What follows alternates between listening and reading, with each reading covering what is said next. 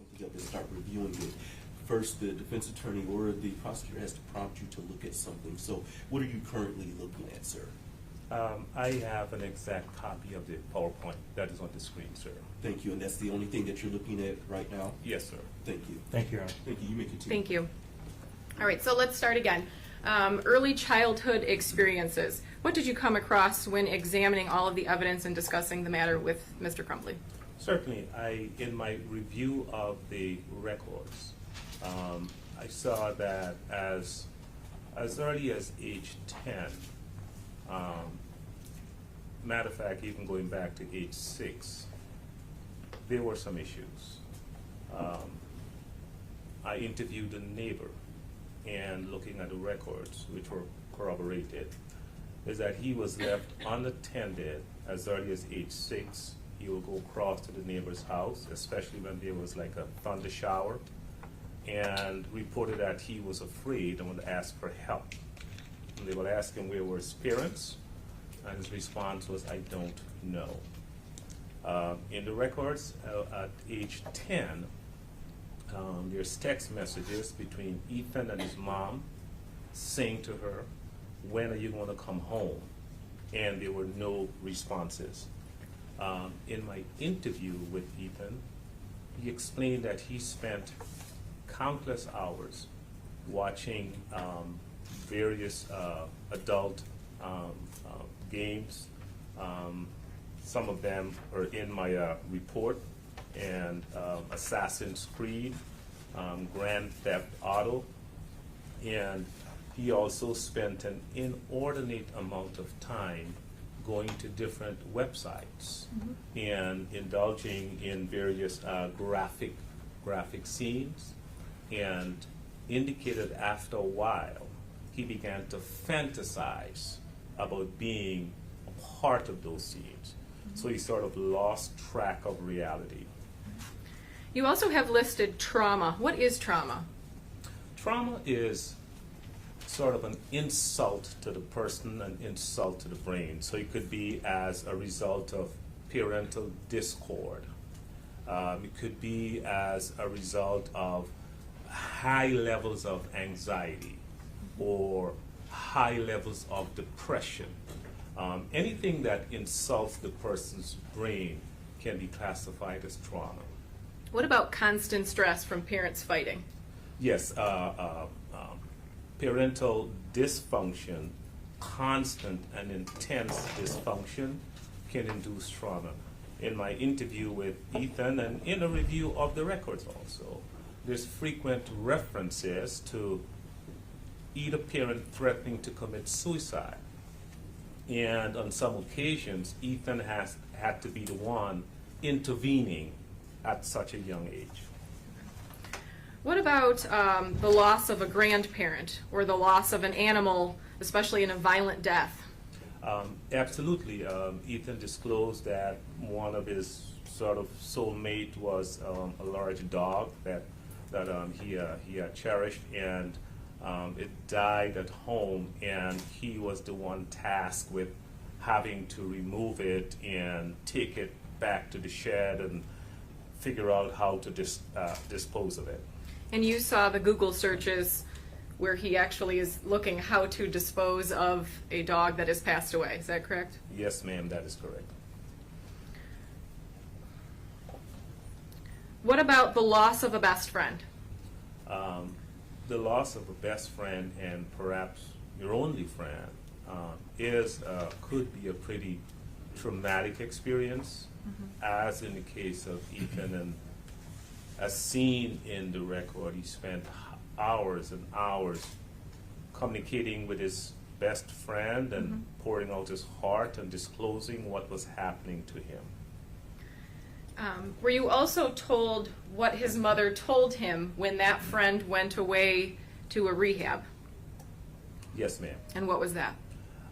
She told him that he will probably never see his friend again. All right, let's move on. Dr. Keating, when he testified last week, touched on ACEs. Can you explain what that is to the court? Yes, so I think in 1995 and 97, my year could be off. The CDC and Kaiser commissioned a study where they looked at 17,000 people, and they have established what is called ACEs, or Adverse Childhood Experiences. And what the researchers saw was that between the ages of 0 to 18, children exposed to abuse, physical or emotional, mental, parental dysfunction, or incarceration, the more ACEs someone has, the more likely they are to have mental health issues. In fact, what the researchers discovered is that with 6 or more ACEs, the probability of that person dying 20 years earlier than their peer is greatly improved. Okay. And were you able to find a number of these factors when you interviewed Ethan as well as reviewed the records? Yes, ma'am. In a number of our conversations, you had discussed a feral child. What is a feral child? So, a feral child, and I would love to read the definition if I can. If you can give us the definition, that would be fine. Certainly. It's essentially a child who has been abandoned. Initially, this phenomenon was known as someone who is abandoned physically. But then there is an emotional and a psychological construct to it. So what the researchers saw is that someone who is abandoned has what is called arrested development. Hence, they lack social skills, they lack social awareness, they lack social cues, and essentially become misfits in society. And why do you feel that this is relevant in your review of this case? So when I interviewed Ethan and just looked at his profile, at his high level of isolation, lack of parental support, lack of guidance, lack of resources, so psychologically and socially, he can be considered a feral child. You also had the opportunity to review some text messages between Ethan's parents, correct? Yes, ma'am. All right. And Your Honor, just for your notes, it is Exhibit F. Thank you. I apologize, Exhibit G. And in those text messages, were you able to see where they were discussing situations that Ethan was going through as early as March or even October of 2020? Yes. And what did those text messages show you? So, very clear indication that his parents were not in tune to what was going on with him. In this string of text messages, he actually woke up in their room one day, and the mom and dad they were exchanging text messages. And they were sort of joking that Ethan was asking, what am I doing in you guys' role? And one of the text messages stated that he seemed to be under the influence of substances. And one parent asked the other, did you give him one of your Xanax? And she said, no, melatonin. Okay. So do those text messages show that Ethan was experiencing things that his parents at least were observing at this point? Yes, ma'am. Okay. All right, let's move to part 2, which is the parental influences and activities. I know that we touched on things that Ethan reported, the threats of suicide made in front of Ethan. What else did you find that was interesting under this section? So under this section, Ethan witnessed just a litany of verbal abuse, frequent taunts, and I guess the part that sort of stood out for me was when he told his parents that he was hearing voices and he needed to see a therapist. I don't know what 15-year-old raises his hand and says, my brain hurts, I need to see a therapist. And it never happened. What did you find out about the purchase of the gun and then going to the shooting range?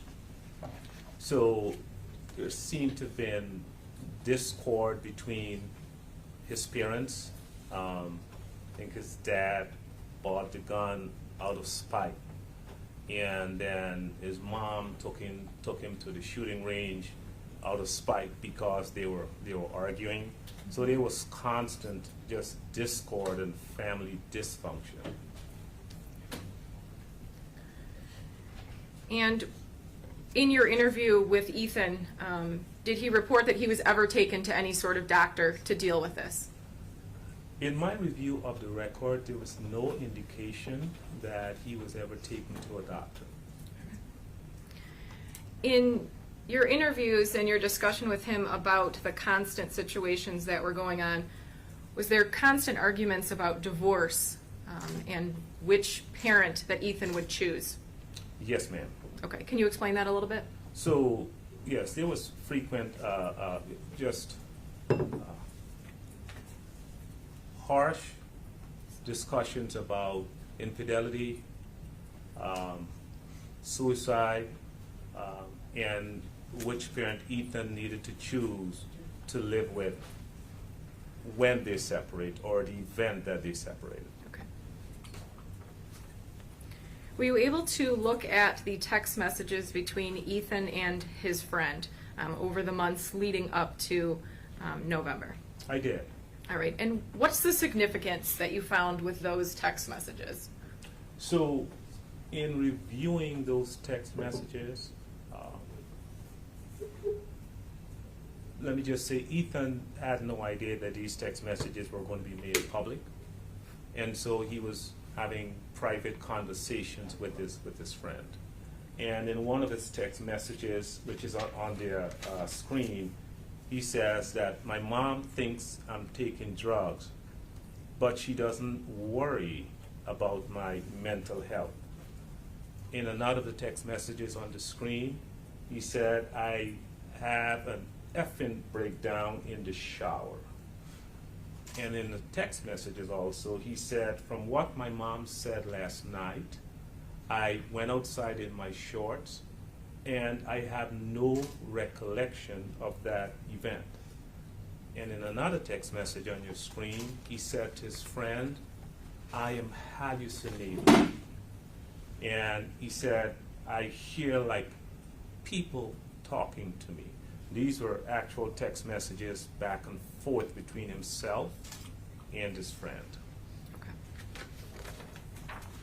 I want to move next to part 3, which is the Oxford school system. Were you able to take a look at the counseling that was available to Ethan at the school, as well as the reports surrounding the school's interaction with Ethan the day prior and the day of the incident? Can you repeat that question, Sure. please? Were you able to look at Oxford school system and their counseling program, as well as the interaction that the school system had with him the day before, as well as the day of the incident? Yes, I did. Okay. And can you explain what you found? So what I found was that in terms of the available resources for intervention, it did not appear to me from my review of the information that he was afforded any type of mental health assistance. Okay. You want to move to the next one? All right. You also mention in your report implicit bias. What is that? So implicit bias it's sort of like the unconscious forces. You know, I can use an analogy of a peanut butter jar, which is actually on one of their slides. Mm-hmm. And so a child learns how to use peanut butter from a jar, mm-hmm. because the child is taught by the parent how to do that. They learn how to unscrew and cork and unscrew the peanut butter jar to get peanut from the peanut butter. Mhm. So after a while, they learn it so well that they're able to do it unconsciously. The grooves on that bottle represent the grooves that society grooves us with, so that we have certain perception of things and people. Well, that's how implicit bias works. Let me give you another quick example. I was in court in Detroit and about to step into the elevator, and there was an attorney and other people. I was dressed in suit and tie, and the attorney turned to me and said, "Counsel, come on in." I'm not an attorney, but he made the assumption, based on how I was dressed and how I comported myself, that I was an attorney. Well, that's how implicit bias works. So it's not necessarily a bad thing, nor a good thing. It's a thing, but it can have deadly consequences if it's not used appropriately. Okay. Now, you also stated that you had a chance to look at the resources that were available to any high school student at Oxford High School. Is that correct? That is correct. Okay. And is there a rubric or is there a standard that is required for a school to have counselors, to have support staff, or to be able to help the students when they have issues? Certainly. So the American School Counseling Association, known as ASCA, this is sort of like the monitoring body that makes recommendation in terms of social worker to student ratio. So the recommendation is that there be minimum one social worker to about 250 students. And what that body says is that if you have a ratio of one social worker to 1,000 students, you are not even getting into the classroom. Okay. Were you able to find the data, and I know that it's contained in your report, regarding Oxford in the year prior and the year of the incident? Certainly. Okay. And Your Honor, just because they're numbers, I ask if it's okay that he refer to his notes just to get the numbers correct? Thank you. Any objection? No, Your Honor. Thank you. You may, sir. So in the 2019-2020 school year, what was the social worker to student ratio in Oxford?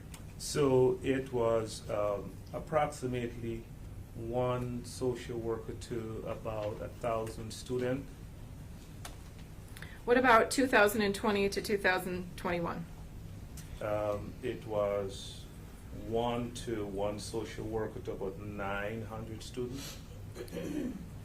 And then what about 2021 to 2022? It was about 1 to about 900 students. So you went even a step further to look at suspensions and expulsions, is that correct? Yes, I did. And what were your findings? So in my research in the Oxford school system, just in terms of raw data, I saw that whites comprised about 80% of the school district's enrollment, and blacks comprised, I think, about just under 5%, and Hispanics about 12%, which is reflective, I believe, of the society. So there was nothing revealing about that. However, when you begin now to disaggregate the data, because data tells you something, so that when you begin to disaggregate it, you see a pattern, which is visible on your screen. So whites, 80% enrollment, and in terms of suspensions, 68% of the students suspended were whites. Blacks, enrollment, 5%. Suspension, 12%. let's look at expulsions. Mhm. Again, whites, 80% of the population. Expulsions, 44%, so about half. Blacks, 5% of the population. Expulsions, 22%. Hispanics, think about 12% of the population. Expulsions, 22%. What this data is telling you is very significant, is that all the students are suspended or expelled at a disproportionate rate when considered to the majority population. And then when you dig a little deeper, you have to ask yourself, what are we missing? And as it pertains to Ethan, as you will see, is that the students are not subject to the same degree of rigor, which is why implicit bias is so important. Okay. And can you explain, just so it's clear, how implicit bias ties into these findings? Absolutely, because if you believe that a student is not a problem, you are less likely to pay attention to that student. Even if you are shown overwhelming evidence about problems. Implicit bias says, you give this person a pass because that's how you've been groomed. You make certain assumptions. So you give certain people a pass based on your assumptions. However, if you give a person a pass who is a problem, it creates a bigger issue. Okay. So I want to go into a little bit of what you call a pass. You were shown a number of assignments that were found in Ethan's backpack, correct? Yes, ma'am. Okay. And you would agree with me that, and Your Honor, these exhibits can be found in Exhibit C. Thank you. There is a number of pieces of paper with guns, with bullets, and other alarming scenes drawn on them. Is that correct? That is correct. Okay. I know the prosecutor made mention that we aren't 100% certain that these were seen by teachers, but they were in his backpack and are school assignments, correct? Yes, ma'am.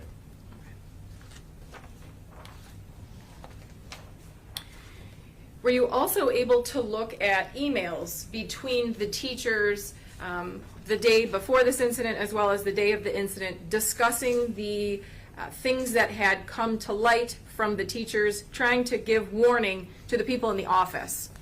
Yes, ma'am. Okay. And Your Honor, that's also found in Exhibit C.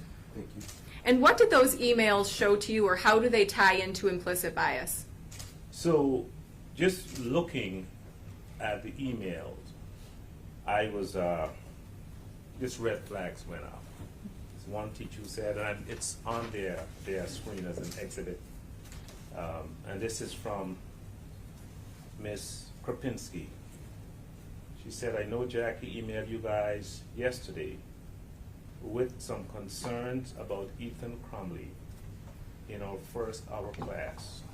Today, he's watching videos on his phone and a guy gunning down people. It looks like it's a movie scene and not security footage, a real event, but definitely still concerning when taking into account some of his behaviors. I continue, and this is from Ms. Kubini. I had a student doing first hour, Ethan Crumbley, who was on his phone looking at different bullets at the end of first hour today. As I was walking around the room passing out their essays, I didn't get a chance to investigate it a bit further, since it was at the end of the hour.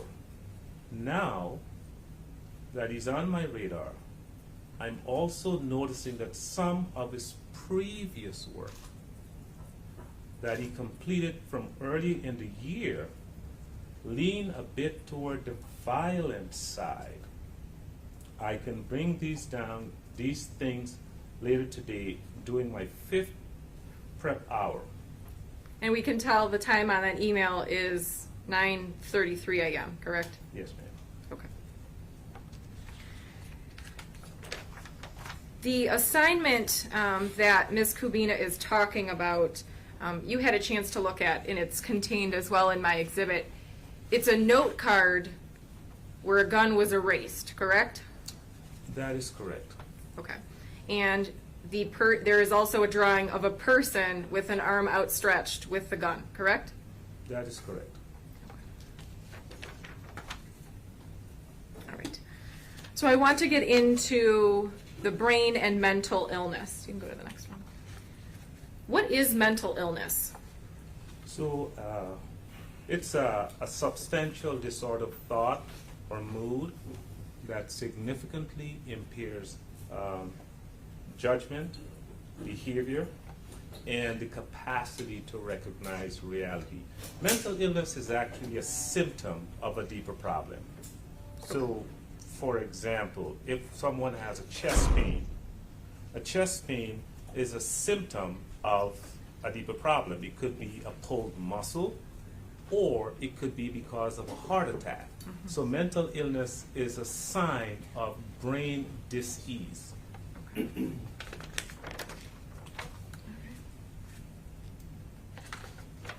So there are multiple ways to study the brain, is that correct? Yes, ma'am. Can you briefly discuss those different ways? Certainly. So one way is to look at the brain directly.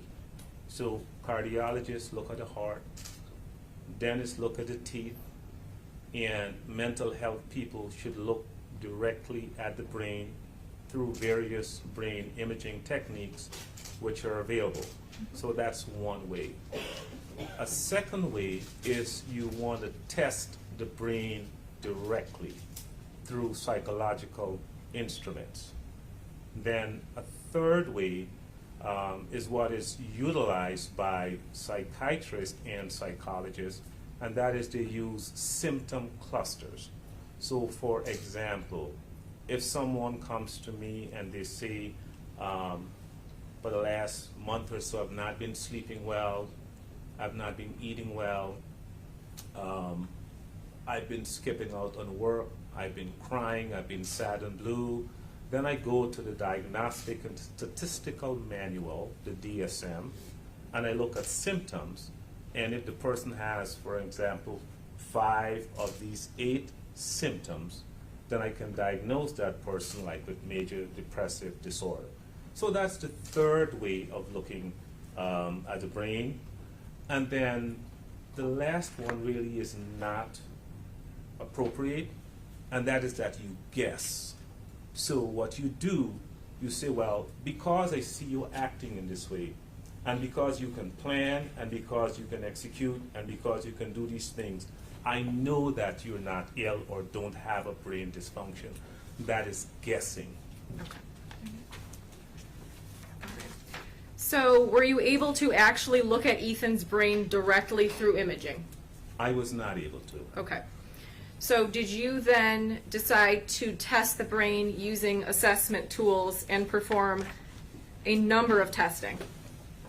Yes, that is correct. Okay. We'll go to the next one. Can you explain to us the brain and exactly how easy it is for the brain to be damaged in a variety of ways? Absolutely. So, Judge, I'd just like some foundation.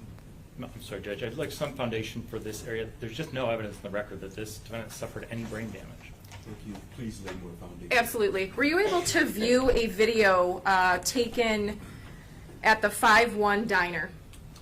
yes, I did. Okay. And in that video, actually, we'll go ahead and play it now So since it's... what I would like to Sure. emphasize. 1 second. She has to ask a question. I can't interrupt. Sure. So were you able to, in your discussions with Ethan and the evidence that you were presented, were you able to, or did you have some concern that an injury to the brain could have occurred based on what he reported as a child and what you saw in this video? Yes, ma'am. Okay. let's go ahead and play the video. This is my Exhibit R. There is no sound in this video.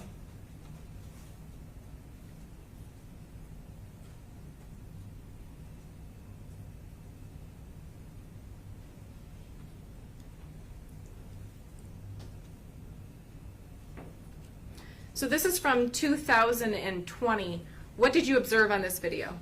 So I observed Ethan walking in the diner, and for some inexplicable reason, his head takes a direct hit to the floor, and observed him trying to get up on his own volition, but he was not able to. And as we know, the brain is very soft. It has the consistency of soft butter or raw egg, and it's housed in this very hard box called the skull that has very sharp ridges. The brain is very susceptible to injury, and I would love to do a demonstration with your permission. Sure, Your Honor, he has a demonstration to show with an egg, as he described, how exactly, how soft the brain is and how little it takes to injure the brain. Would the court allow? Hold on. Second. I'm sorry, someone was just approaching Yes, without I- asking permission. I'm sorry, what exactly are you trying to do? Yes, Your Honor. My witness would like to demonstrate to the court how easy it is, as he described, the brain is like a raw egg inside of the skull. He would like to demonstrate to the court how easy it is, even a fall like this, to damage the inside of the brain. Thank you. People, any objection? Judge, I guess I just wonder what the basis of that testimony is. It sounds like it's just Dr. King telling us, and the idea that it's the consistency of an egg. I see it in his report without citing anything. So like some foundation that this is not just Dr. King's theory. Thank you. Respectfully, your argument goes to the weight of this demonstrative evidence, and so the court will apply the appropriate weight. You may approach the witness.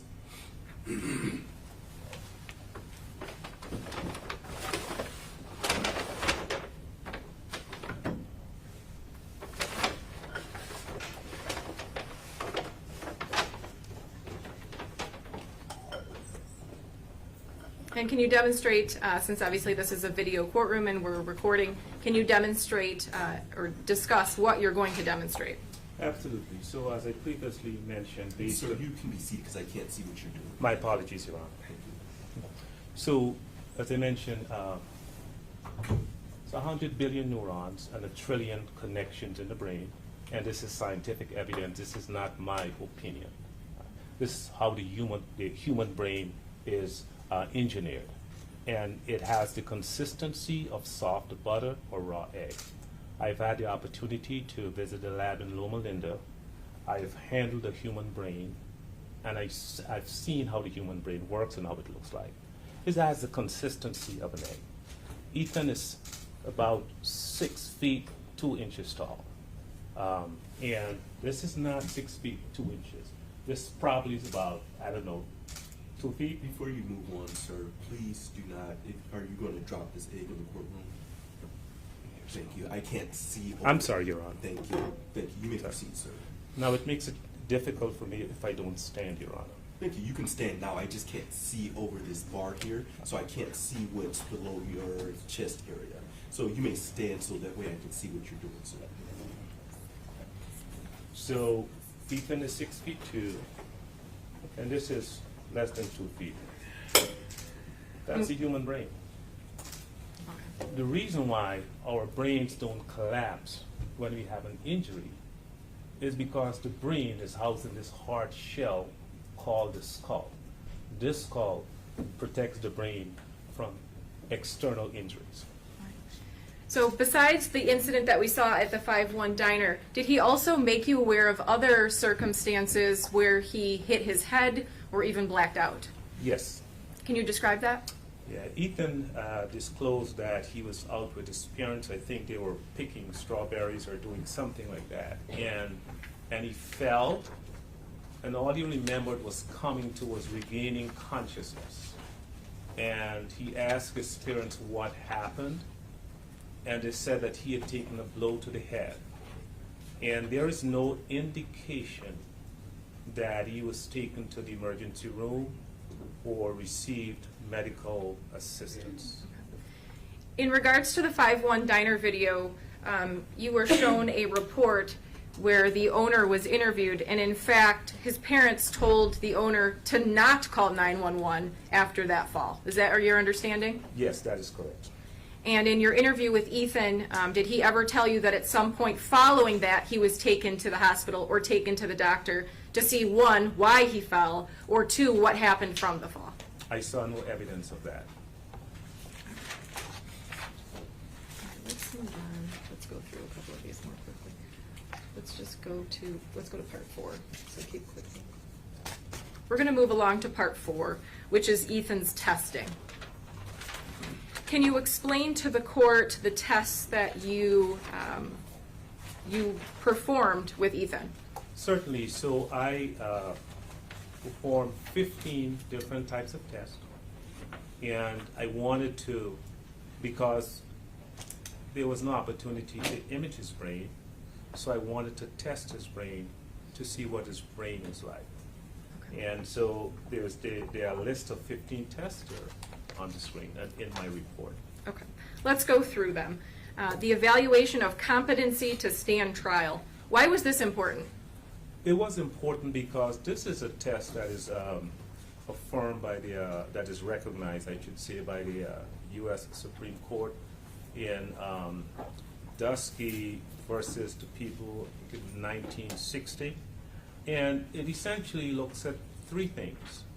Does the person have the ability to consult with their attorney? Does the person have the ability to rationally understand the proceedings of the court? Does the person have a factual understanding of the proceedings of the court? And the reason why I administer this test is because I know that sometimes inmates feign or they fake. They try to pretend that something is going on when that is not the case. So when I administer this test, anything below 60 is normal, indicating that Ethan approached this test in an honest and open manner. In other words, he was not feigning. He didn't know the questions that pertain to feigning. All right. And what were the results? He does have the ability to consult with his attorney. He does understand the charges against him, and he does have a factual understanding of the charges. Okay. Let's move on to the next test, the mini mental status examination. What is that? It's a test that has essentially 30 questions, and it tests the person's orientation. My reason for administering this is, again, this is one of the instruments that if someone wants to feign or fake, they can easily do that. For example, some of the questions are, what is the date? What is the day? Where are you? And Ethan answered all of those questions, indicating on that day that he was oriented times 3. Let's move to the next one. You did a survey of stress symptoms. Is that correct? That is correct. Can you explain your findings? So on this instrument, on the survey of stress symptoms, Ethan scored 39, indicating high levels of stress. And it was very clear to me that he was approaching it in a very honest, test-taking manner. Okay. And can you describe some of the symptoms that this test addresses? Certainly. Anxiety, depression, feeling overwhelmed, loneliness, intrusive thoughts, fatigue. All of those are elements that are present in this test that he endorsed. Okay. Let's move to the next one, post-traumatic stress checklist for DSM-5. Can you explain what that is? Sure, it's an instrument that is based on the DSM-5, which is the golden standard of diagnosing mental illness. And so his score of 57 places him in a very high stress category, that meets their DSM criteria. You then did the Beck Depression Inventory. Can you explain that to the court? Sure, it's an instrument that assesses for depression, sadness, intrusive thoughts, malaise, and his score is 29, which is on the higher level, indicating very high levels of depression. And again, you're performing these testings at least a year after he has become incarcerated, correct? That is correct. Let's look at the next one. It's the Burns Anxiety Inventory. Can you explain to the court what that is? So that is a measure of one's anxiety, how anxious you are as a person. And as we know, anxiety has a direct effect on the brain. Ethan's score is 53, which is actually in the highest classification of anxiety. And does that finding of high anxiety fit into all of the other evidence you were looking at? The journal, the text messaging between his friend, and what he self-reported to you? That is correct. Let's now look at the brief psychiatric rating scale. Can you explain what that is to the court and what your findings were? Yeah, so this instrument looks at psychosis. And what is psychosis? Psychosis is a break from reality, as evidenced by auditory hallucinations and visual delusions. And he endorsed several of those items, indicating the presence of psychosis. Okay. Let's now look at the Kaufman Brief Intelligent Test. Can you explain what that is and what your findings were? Yes, the Kaufman Brief Intelligence Test is administered to test someone's level of intellectual functioning. The reason why I administered this instrument is I wanted to find out why was he failing in school. In my testing, if you have an intelligent person who is failing in the classroom, it's a signal that there is something going on. And when I administered this test, I saw that his verbal IQ was 104. So average, anything above 85 to about 100, 110 falls in the average range. So he has average verbal IQ, average nonverbal IQ, and overall average intelligence. You then went on to perform the Wide Range Achievement Test. Can you explain what that is and what your findings were? Certainly, in the state of Michigan for special education testing, we administer an intelligence test and 2 achievement tests. So I administered the Wide Range Achievement Test just to see if I missed anything in terms of his ability to function in their classroom.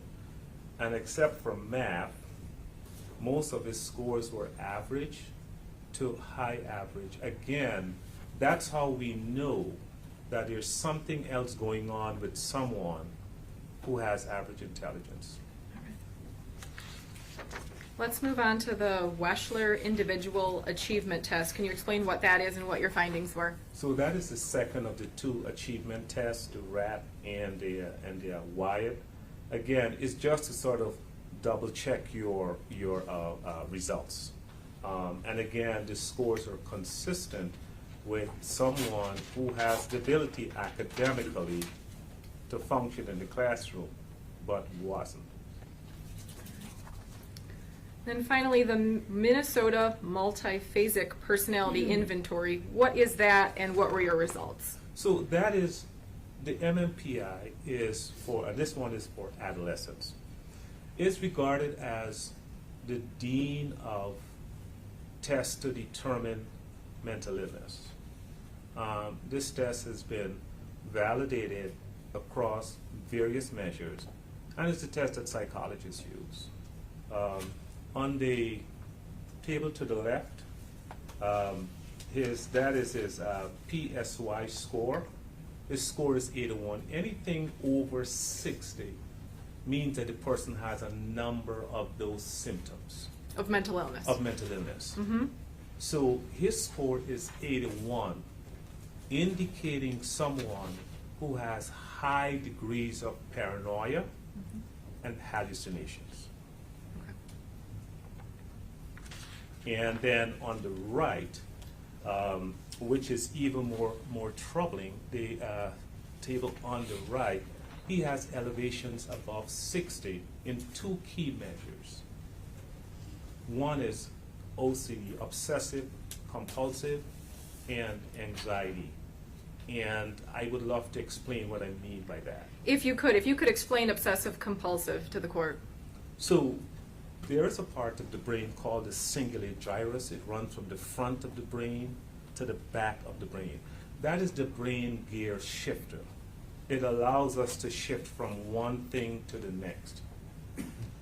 In Ethan's case, someone who scores highly on this measure, what it tells me that this person does not have the ability to shut off those thoughts. It's like being stuck on. So you're with these thoughts every single day, every single night. And we see that with people who have OCD. He also has very high levels of anxiety, and those two tend to hang together. And as you notice in his journal, you notice that repetition, that the voices don't stop. My brain is on fire. Well, when I tested his brain, it's very consistent with what he was writing. Okay. Does the obsessive compulsive disorder explain the constant searches on internet to look at violent things or to research things or any type of preparation and planning? Yes, ma'am. So let's move to the summary of the testing results that you performed. Do you believe that Ethan is a highly intelligent person? I do. Do you believe that he suffers from debilitating anxiety? I do. Do you believe that he is and was severely depressed? I do. Do you believe that he has features of obsessive compulsive disorder? I do. Were you able to determine that he was failing at school when, as you stated, he shouldn't have been? I did. And what exactly is your diagnosis for Ethan Crumbley? So, major depressive disorder, in addition to psychosis, as evidenced by his verbalizing of hearing voices and seeing things. And by the way, about 12.5% of people with major depression experience major depression with psychosis. Okay. You have now had an opportunity, after turning in your report, to review the records from Dr. Kadir. She is the physician from the Easter Seals, is that correct?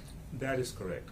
Would you agree with me that you have similar findings but not exactly the same? That is correct.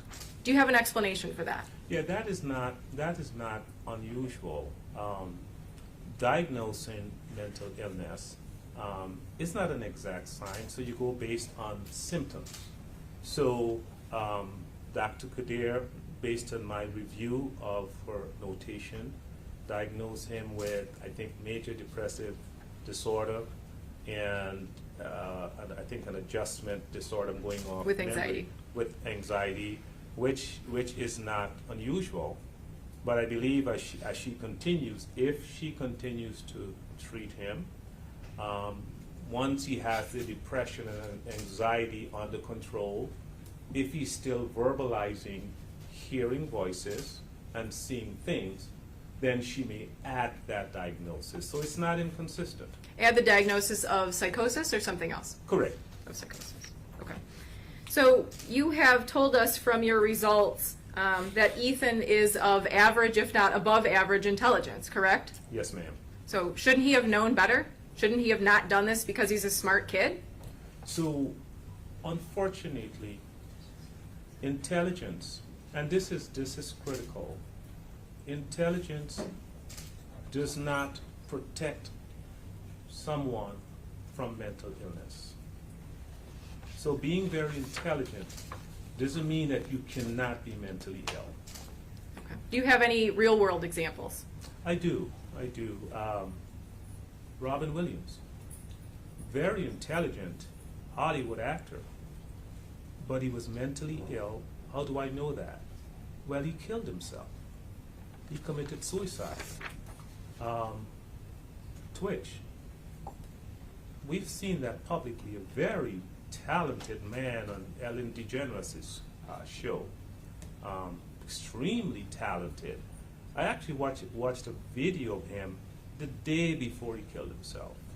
He was dancing with his wife and daughter, and then the next day he drove to a hotel and killed himself. Mental illness is real. All right. Were you able to watch any videos that were provided to you from body cam footage of Ethan at the jail? I did. Your Honor, I'm going to play what is in my exhibits as S body cam jail footage. There are a few videos, but we have shortened them. This is sound, so I don't know if we can have your staff just make sure the sound is working. Perfect. God, please, God, sorry, God. Save her, God. Why didn't you save her?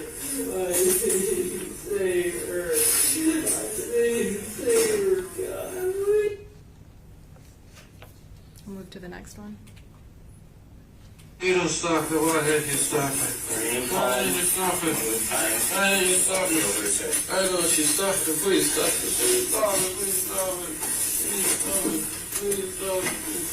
Why did you stop it, God? Why did you stop it? Why did you stop it, God? Why did you stop it?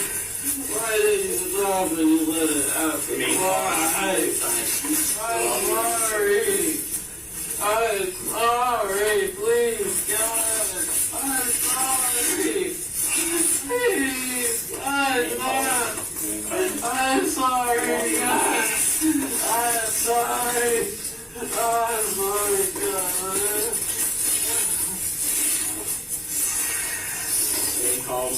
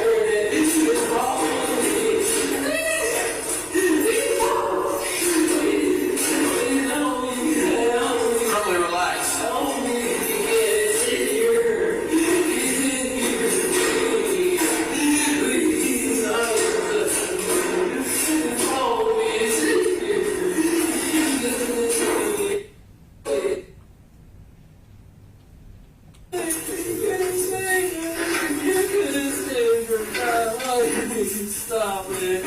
You couldn't stop it, God, but you didn't stop it. And now we continue. It's always stop it. God, stop it, please. Stop it, God. Stop. Stop, God. God, stop. Stop pushing forward. Stop. God, stop, please. God. Oh, stop. Remain calm. Minus long over. God, stop. God, stop. God, stop. God, stop it. Please. God, you didn't stop it. Why did you stop it? You left it. You didn't stop it. Right foot back. You didn't stop it. You didn't stop it. You didn't stop it. You didn't stop it. You didn't stop it. Just walk over. You didn't stop it. Stop it. You didn't stop it. You didn't stop it. You didn't stop it. You didn't stop it. Left leg back. Left leg back. You didn't stop it. It's stop it, God. Please stop it. You didn't stop it. You didn't stop it. Remain You calm. didn't stop it. Time. You didn't stop it. You didn't stop it. You didn't stop it. You didn't stop it. You didn't stop it. You didn't stop it. You didn't stop it. You didn't stop it. You didn't stop it. You're doing fine. Sit there. You don't stop it. You're resisting time. You don't stop it. You don't stop it. You stop it. Remain calm. You're doing fine. This will be over soon. You're resisting time. Oh, why you stop? Oh, why? Oh, why you didn't stop it? Please tell me. Oh, yeah. No, you didn't stop it. You didn't stop it. You didn't stop This it. will be over soon. You're resisting time. Go vacation. You didn't stop it. You didn't stop it. Remain calm. You're doing fine. This will be over soon. You're resisting time. Go vacation. Ask you. Just ask. Just one. Why didn't please? All right. Please stop. Yeah. Please stop. And Stop. on count three, you're gonna sit down. 1, 2, 3. Go ahead, tell me why. Remain calm. You're doing fine. Allow the listening. You don't stop it. Why did you stop it? Remain Why calm. did you stop You're it? doing fine. Why did you stop it? Why don't you stop it? Please stop it. Please stop it. Please stop it.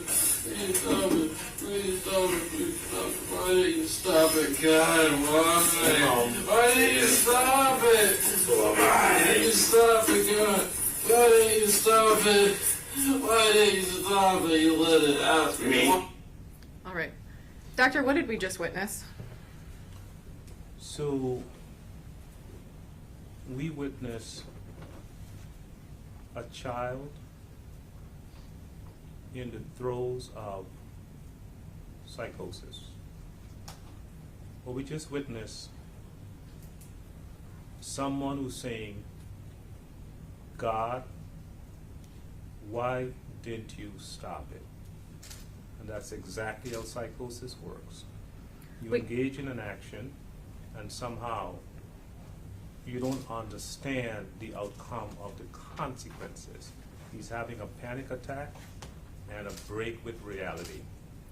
We also hear him saying you could have saved her. That is correct. In any part of that video, do you see Ethan being violent? No, ma'am.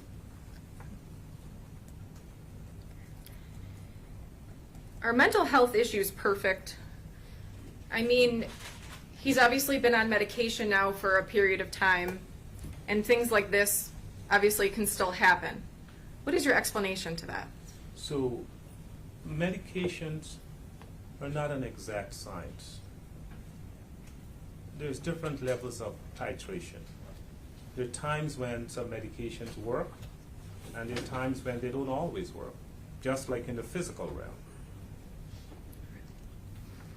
I want to move on to part 5. So you were able to look at the events leading up to the shooting, correct? That is correct. All right. Did Ethan disclose to you a situation where he actually brought casings to school and displayed them on his desk? He did. Can you explain that? Certainly, he indicated to me that he brought one live round, and actually in my review of the records and with the detectives that interviewed some of the students, one of the students did confirm that Ethan showed him a live round and shell casings. So I have no reasons to doubt what he said, that he placed some shell casings on the desk in his class, and the teacher walked by, didn't name the teacher, and I said to him multiple times, "Are you sure?" And he said yes. You were made aware and you were able to see some interviews about the events of November 30th in the counseling office, correct? That is correct. Okay. And it was your understanding that he was caught looking at websites dealing with ammunition? That is correct. Okay.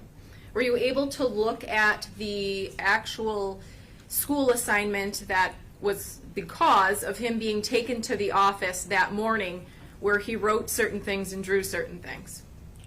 That is correct. Were you also able to discuss with Ethan the video that the court has been shown that was filmed the night before? Yes, ma'am. And you've had an opportunity to review that video? I have. Can you explain that video or give it some context? So this was a night before the shooting when Ethan recorded himself, appeared to have been using a cell phone in terms of what he was planning to do the following day. And during certain parts of the video, he made references to demons. And then in the video he said, "I am the demon." It just indicates the fragmentation in his head in terms of what was happening. Okay. And what was your understanding about why he was outside at that point in time? What did he tell you had gone on in the home leading up to him being outside? I think his parents had locked him out of the house, and they had taken some money from him. Okay. And was that in relation to grades? Yes, because he was failing some of his classes. And how did he feel about that? Terrible, in terms of how they were treating him. The video that the court has viewed, and I know you have viewed, it seems just like a rambling of thoughts. That is correct. Okay. Just sort of scrambled thoughts. And do you believe that that is part of what mental illness can do to you? Yes, ma'am. Let's talk about the actual day of the shooting. Did Ethan ever tell you if he had been asked if he had a gun by any school professionals or the parents that day at school? No. And is it your understanding from speaking to Ethan that he was allowed to stay in school that day? Yes, he was allowed to stay in school. And can you explain the situation involving his backpack or how he explained it to you? So this is how he explained it to me after he was called down to the office. He left his backpack in the classroom. And then he indicated that, I think it was Ejak. I could be butchering his name, I do apologize for that. Went to retrieve his backpack. And Ethan said, for the first time in his life, he felt relieved. He said he just knew that the sheriffs were going to burst into the office and arrest him, because there was no way, after all that they saw, that they were not going to search that backpack. In fact, this is a comment he made that has stuck with me. He said one of the Hispanic students was suspected of using drugs, and he remembered them searching that kid's locker. And he felt fairly sure that they were going to search his backpack. When Ejak brought the backpack into the office, he made a comment. He said, "This is heavy. What do you have in here? Bricks?" And then Ethan said, all he had to do was just unzip that backpack, but he didn't. So the best of your knowledge, after speaking with Ethan and reviewing all of the records, the backpack was not searched, correct? It was not searched. So obviously at that point, Ethan had the opportunity to volunteer the information that he had a weapon in his bag. Would you agree with me? That is correct. Can you explain why you believe that did not happen? He was in a state of ambivalence. Do I tell? Do I not tell? Do I do this? Do I not do this? What is going to happen if I tell? So that's the state of flux that he was in. So I want to kind of put it all together for the court. So you've told us about a complex childhood full of trauma, correct? That is correct. Violence in the home, That is correct. mental illness, That is correct. a lack of resources, no one's getting him the counseling that he needs, That is correct. neglect, That is correct. access to weapons, That is correct. in a school system with not enough counselors. That And is where did correct. that lead us? Tragedy. I want to move on to part 6. I know you've touched on quite a bit of this already.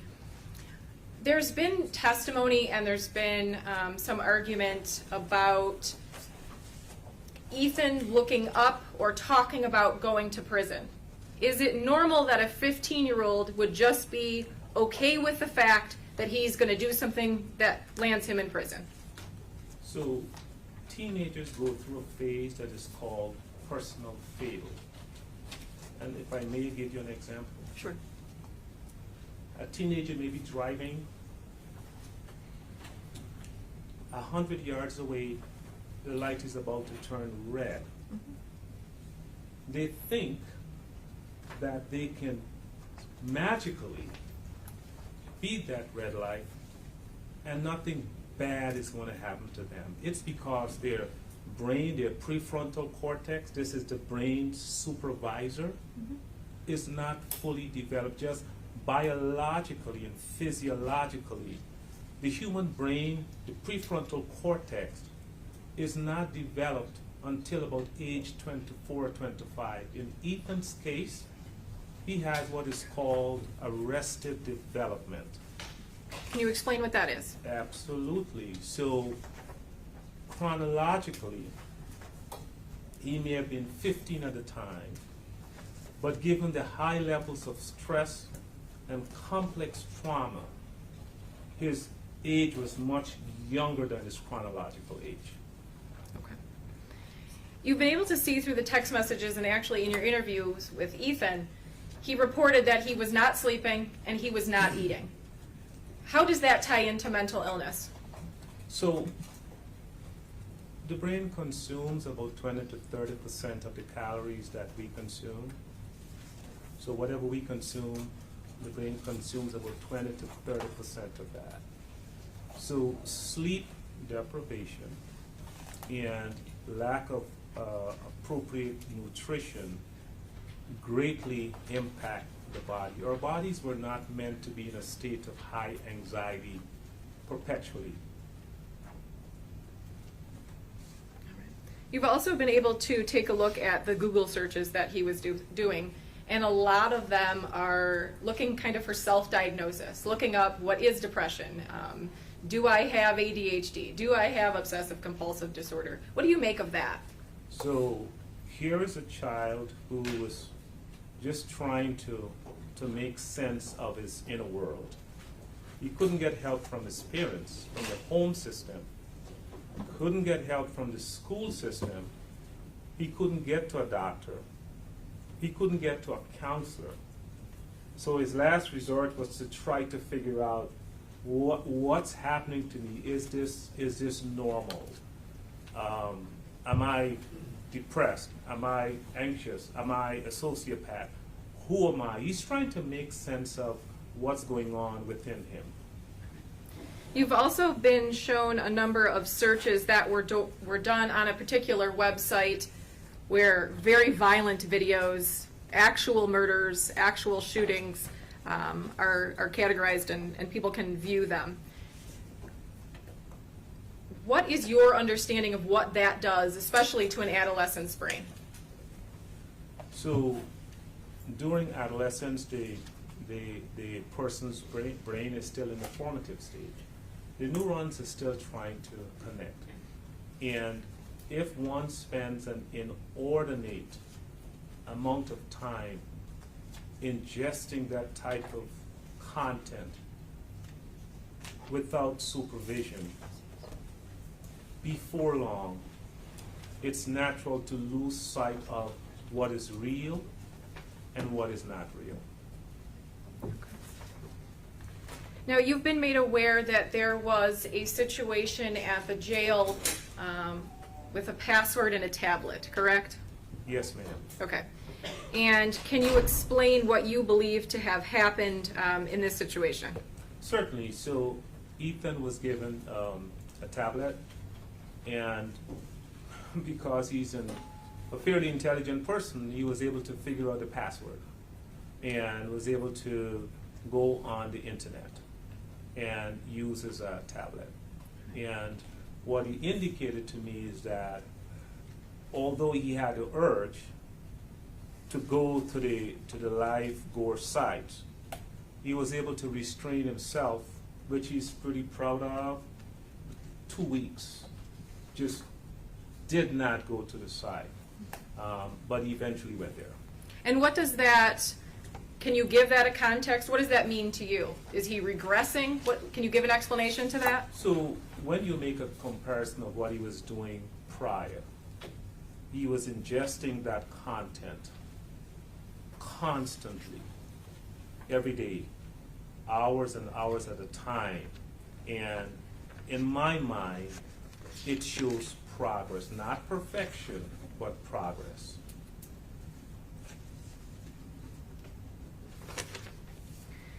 Were you able to view the videos of Ethan killing baby birds? I did. Can you discuss the significance of that and what you think and how you think it fits into this case and his diagnosis? Absolutely. I observed Ethan torturing baby birds. He wanted them to feel the pain that he was feeling inside.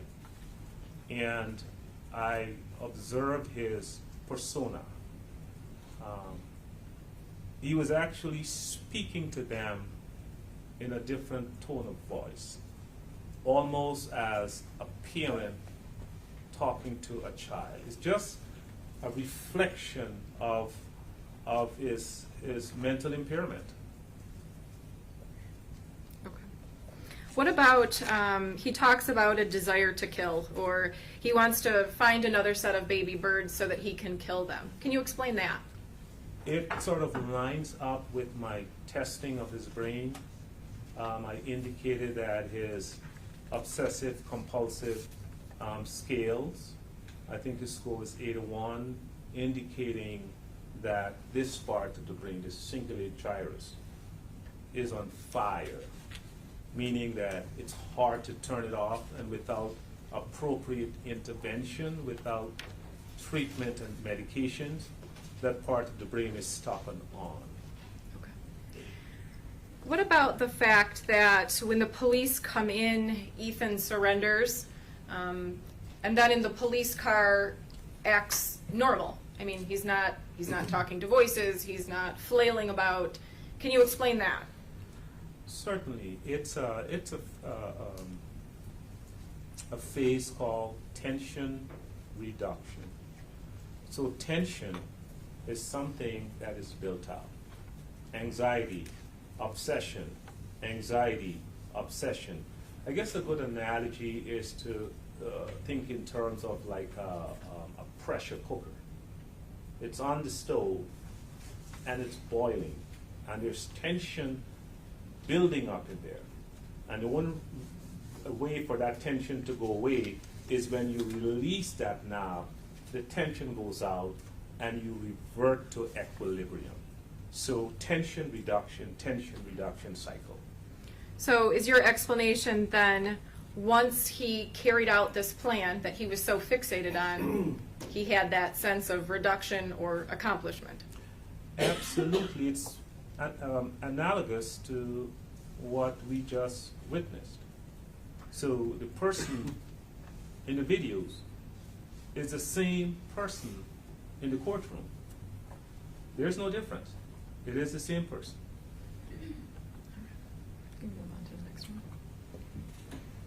I want to talk about the report that you authored.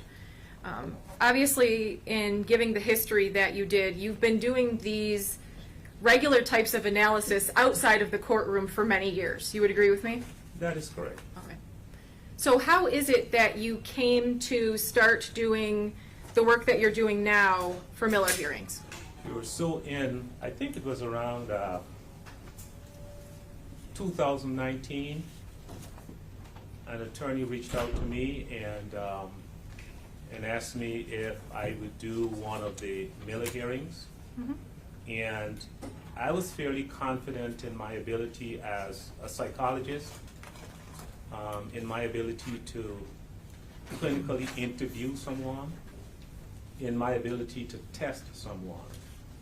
But in terms of crafting a legal report, I was a neophyte. It was not my area of expertise. And so I reached out to the attorney and said that if I'm to do this report, I'm going to need you to reach out to your sources, obtain copies of their report, make sure you get their permission, because I plan to use the rubric and extract some of the legal language in my report. And that is 2019 to 25 clients ago. And that is the exact format that I've been using. And that's what you did in this case? Yes, ma'am. Were you able to form an opinion whether or not Ethan Crumbley was mentally ill on November 30th of 2021? Yes, ma'am. All right. And what is that? He has major depressive disorder with psychosis, anxiety, and features of obsessive compulsive disorder. He is mentally ill.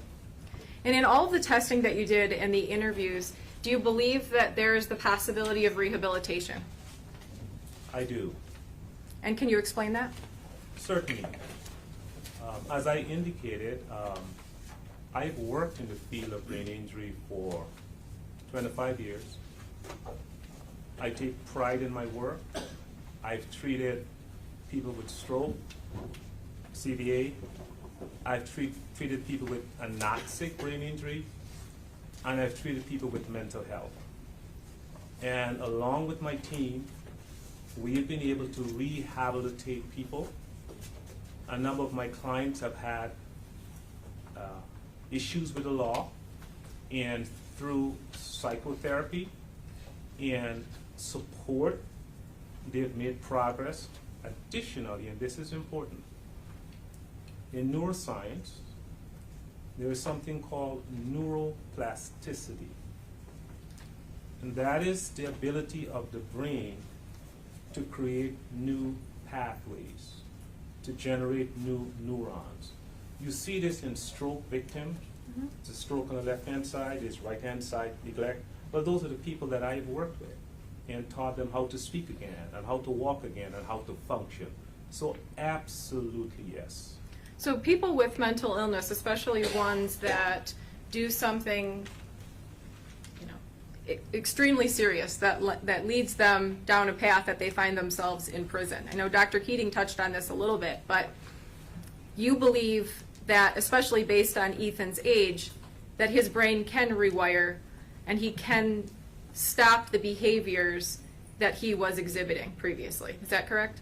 That is correct. Ethan's brain is still maturing, and his brain probably will not reach full maturity for another 10 years. Are the clinical opinions in your report based solely on the testing and your interaction with Ethan Crumbley that you yourself performed? So my conclusions are based on my clinical interview of Ethan Crumbley and are based on the results from my testing.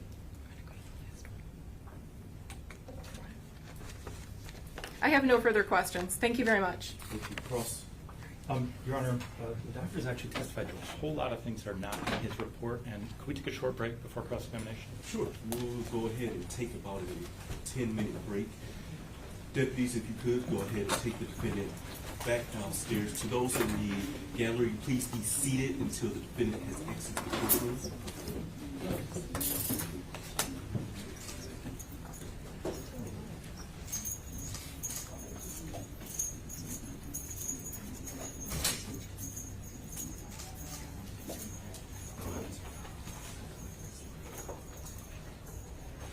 Thank you, sir. You may step down. Thank you. We will stand in recess for approximately 10-15 minutes. Court stands in recess. All rise. Dr. This is going to be on this one. You can leave that there.